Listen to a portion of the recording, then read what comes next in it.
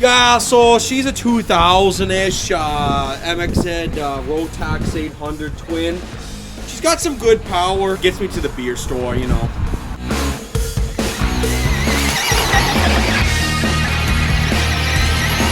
Yeah, I would have got the newer stuff, but I think that you know, the older stuff was better anyways. Like, you don't need all this smart what? Smart shocks? Yeah. The SC5 was just the best, you know. It rides good. I get my leg up on the seat there, and it rides just like a Gen 5. Frickin' on terrible in their road runs.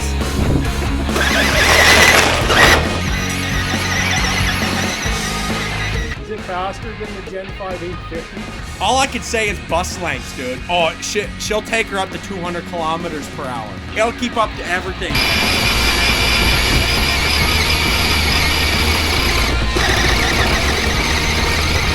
I drag race one of them new Ski-Doo Gen 5 850s, the Ninja Turtle looking things.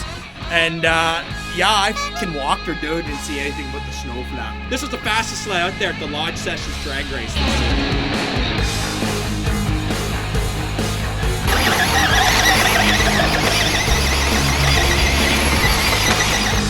You see any BRP go there? No, the only place this BRP goes is to the beer store. Nothing's better, baby, than old paper maps, you know?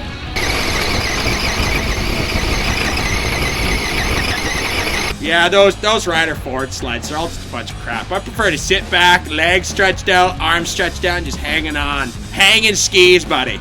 Case of Bush Latte, bungee coated to the back there, bud.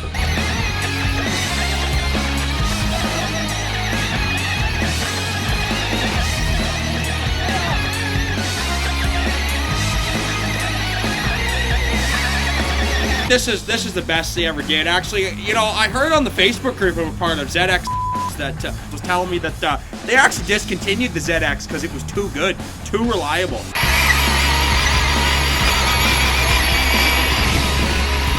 Well, thanks for giving us a review on your sled here. It's a pretty impressive looking unit. Yeah. You want to buy it? Can I? Why? What are you thinking? I might pick it up. Yeah. Well, I've been having it on Facebook Marketplace. It's been up there since the fall there, and I'm asking for a firm $8,200. I know what I have.